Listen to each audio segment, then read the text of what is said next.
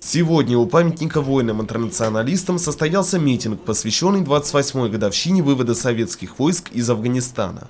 Склонить головы перед мужеством и почтить память тех, кто с честью выполнил свой интернациональный долг, на мероприятие пришли ветераны боевых действий, сотрудники военного комиссариата, представители различных патриотических клубов Сибая и рядовые горожане. Выступающие подчеркнули идеологическое и практическое значение минувших боевых действий и вспомнили героические события тех дней. Война в Афганистане дала нашим войскам фактически первый в мире опыт подготовки и ведения операций против разнородных боевых формирований в условиях горно-пустынной местности. Этот опыт применяют российские войска в борьбе с международной исламистской террористической организацией ИГИЛ в военной операции в Сирии.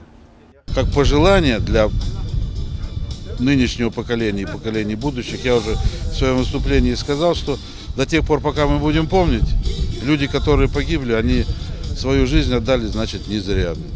Это касается ветеранов Великой Отечественной войны, это касается и тех ребят, которые погибли в Афганистане.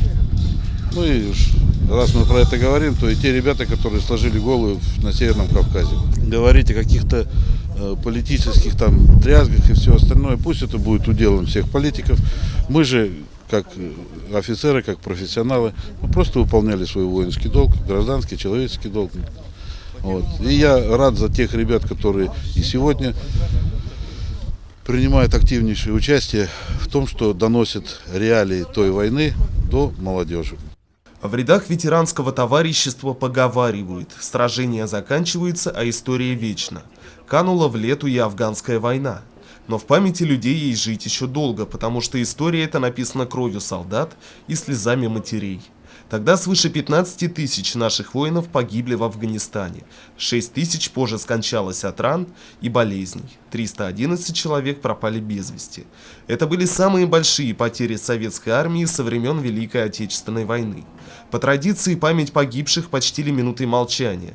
В завершении митинга состоялось возложение цветов к памятнику воинам-интернационалистов.